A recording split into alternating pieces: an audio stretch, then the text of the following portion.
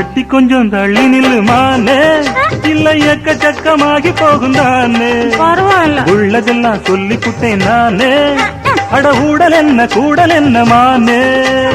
சொக்குபடி வச்சிருக்கேன் மாமா, என்ன சொக்க வச்சு எட்டி நிக்கலாமா?